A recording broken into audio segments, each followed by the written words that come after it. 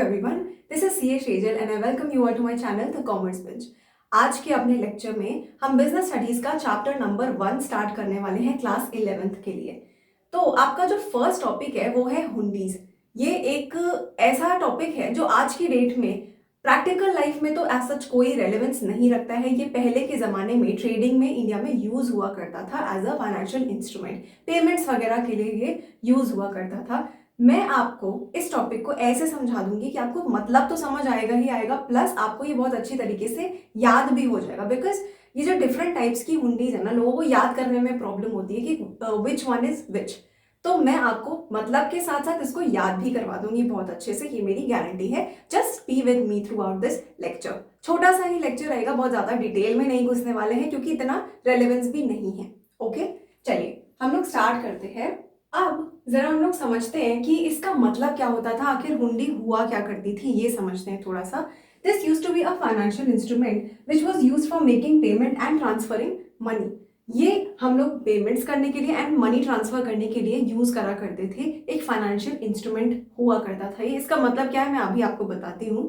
Suppose करो, यहाँ पर एक एग्जाम्पल ले रही हूँ जो हमारे इस लेक्चर में थ्रू आउट चलेगा। इसी के इर्द गिर्द हम लोग घूमेंगे।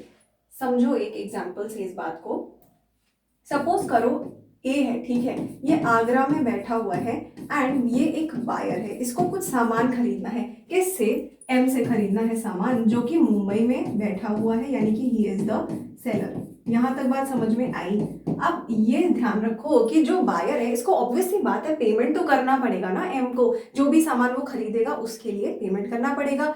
अब क्या तरीका हुआ करता था, पहले बैंक्स तो होते नहीं थे कि जो है ऑनलाइन ट्रांसफर कर दिया एंड सारा पेमेंट आराम से हो गया। तो क्या हुआ, क्या हो सकता था इस केस में कि ए जो है वो कैश लेकर इतना सारा मुंबई जाता इसको पेमेंट करने के लिए। इस केस में क्या हो सकता था, रिस्क क्या था कि बीच में कहीं चोरी चकारी हो गई या ऐसा कुछ भी हो गया, भैया गला वाला काट के पैसे सारे ले गए ए के, तो फिर क्या होगा। बहुत ही रिस्की ट्रांजैक्शन होता था, इतना इतना अमाउंट एक शहर से दूसरे शहर में ले जाने का ये बहुत रिस्की काम था। इसीलिए हुंडीज केम इनटू पिक्चर। ये काफी बड़ा रीजन था कि हुंडीज यूज की जाने लगी। अब देखो हुंडी इस प्रॉब्लम को सॉल्व कैसे करती। सपोज करो ए को एम को जो है वो 1000 रुपीज का पेमेंट करना था उसके गुड्स के बदले में। अब बीच में आती है एक मारवाड़ी फैमिली, ठीक है, ऐसा सपोज करो। मारवाड़ी फैमिली क्यों बोला मैंने, क्योंकि उन लोग का जो बिजनेस एक्यूमेंट होता है ना बहुत ही कमाल का होता है, बहुत कमाल के लोग होते हैं and I am really a fan.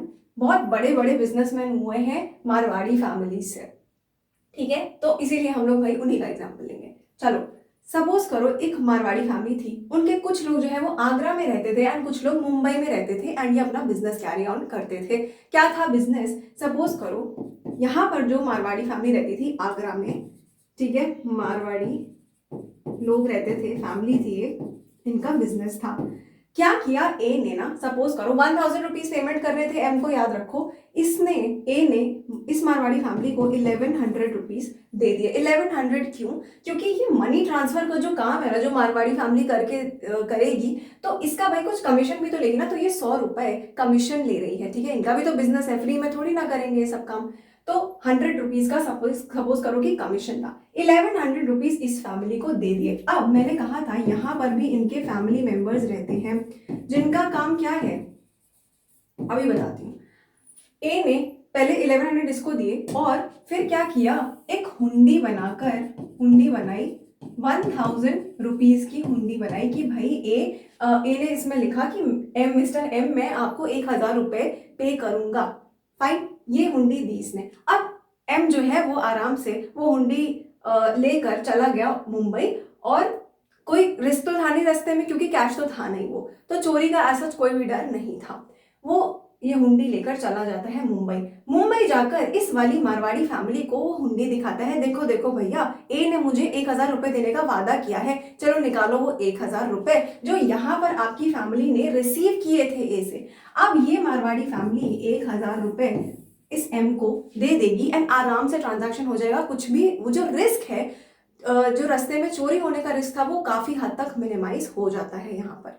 ठीक है, तो एक तरीके से बैंक का ही थोड़ा थोड़ा सा काम आप कह सकते हो किया गया है। यहाँ पर रिस्क को मिनिमाइज करने की कोशिश करी गई है इस ट्रांजैक्शन में। समझ आया होगा थोड़ा थोड़ा कि हुंडीज होती क्या थी। अब इससे ज्यादा एक्सप्लेन नहीं करूंगी मैं इसमें, आपको समझ आ गया होगा। This is a financial instrument, क्योंकि वो एक प्रोमिसरी नोट टाइप का था, ऐसे नोट होता है एंड उसमें लिखा होता है, ए लिखता है कि मैं आपको मिस्टर एम, मैं आपको 1,000 रुपए इस डेट तक पेमेंट कर दूंगा, या कभी कभी डेट नहीं भी लिखी रहती है, मैं आपको पेमेंट कर दूंगा, ऐसा लिखा रहता है।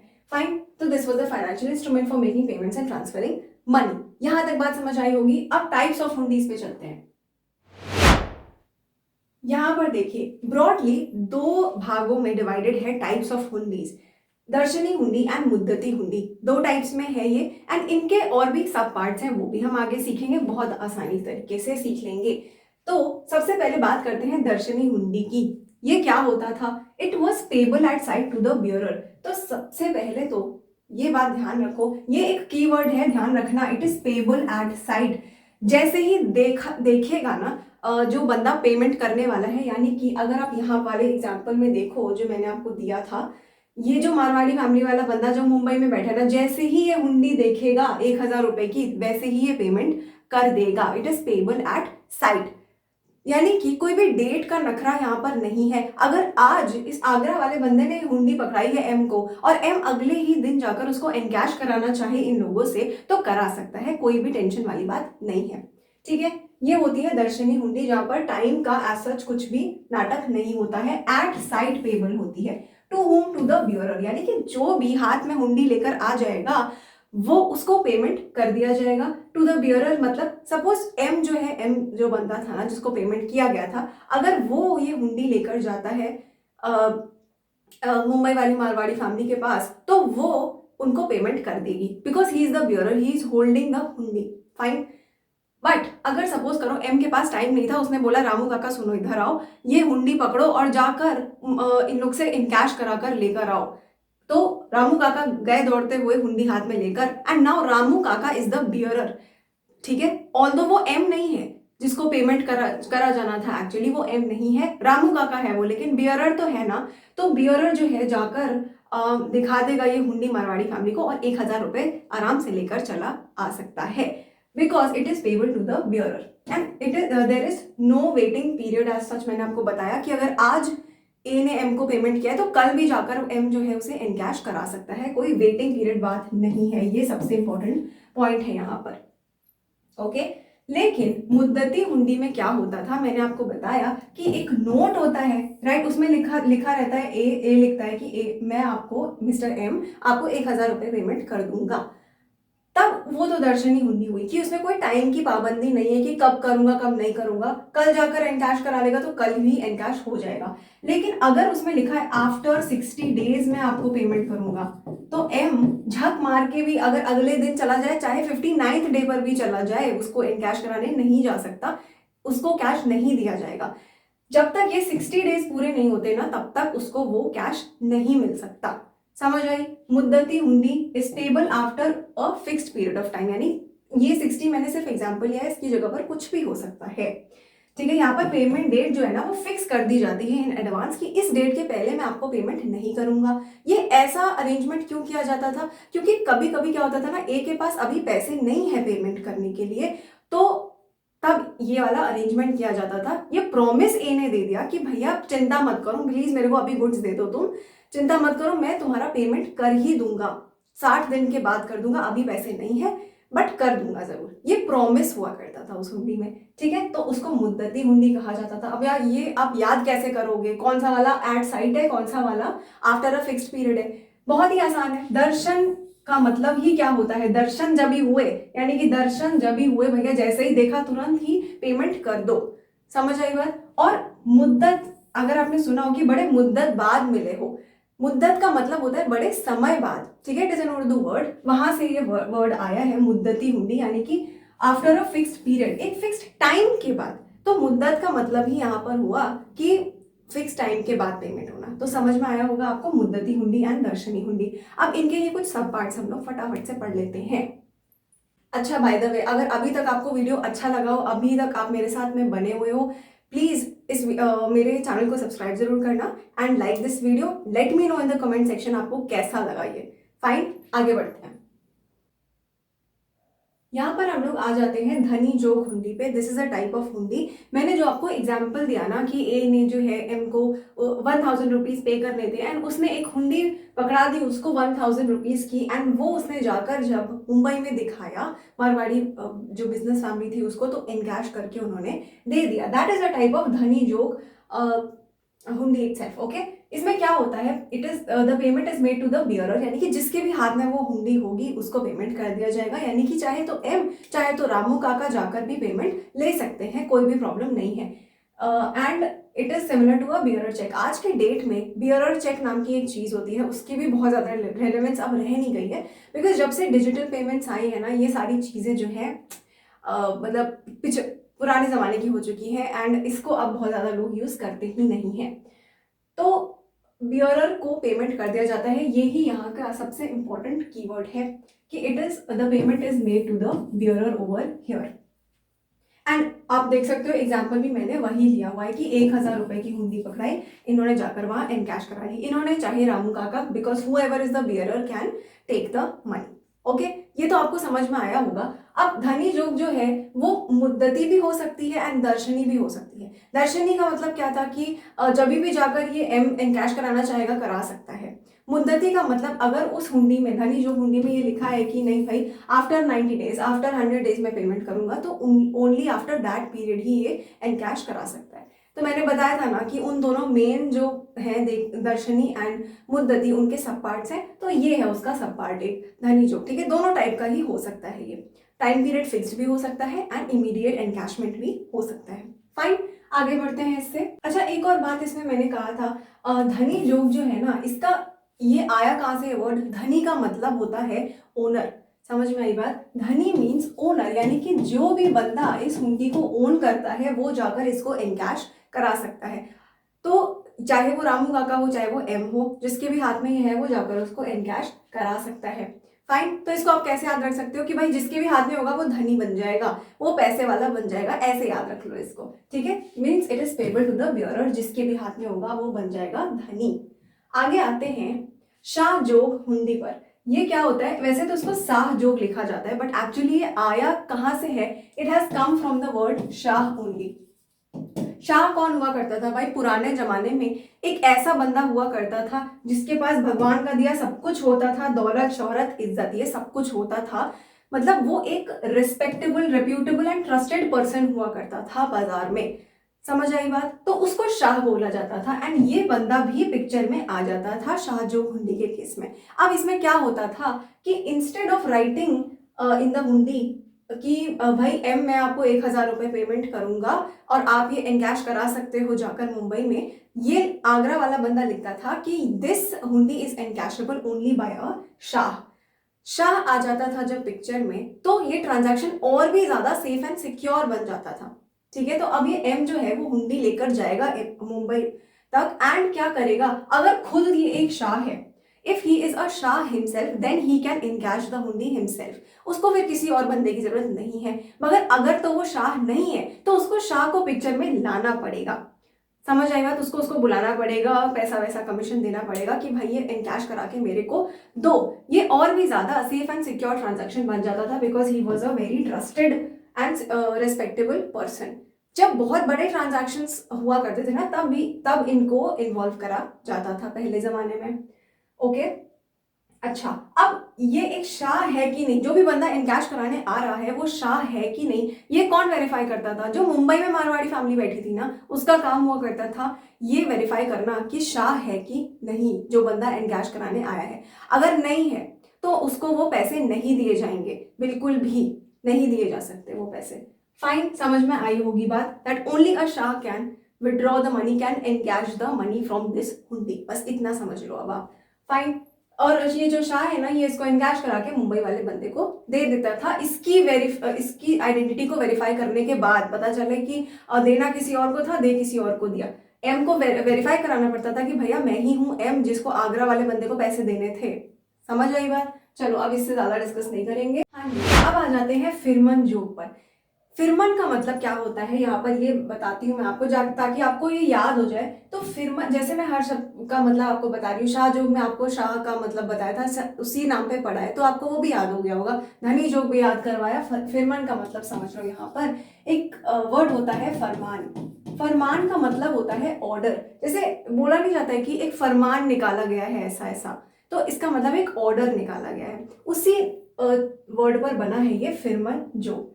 Now pay, it is payable to the order of a specified person. Order of a specified person माने क्या, कि सपोज ये जो है ये हुंडी है एंड ए ने इस बार एम को फिरमन जोग हुंडी दी है, तो उसमें क्या लिखा रहता था, it is payable to M.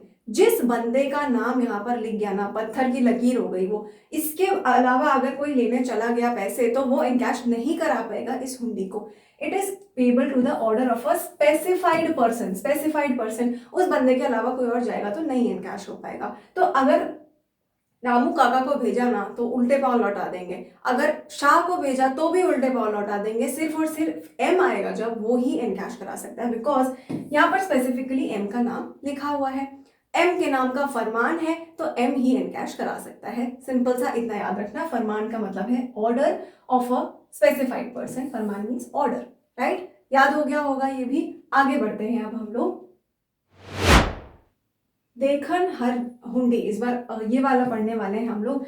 ये समझ लो आप बस कि this is very much similar to the first type of hundi, यानी कि धनी जोग जो हमने पढ़ा था ना, जहां पर बियरर को पेमेंट किया जा रहा था, बिल्कुल वैसे का वैसा ही है ये।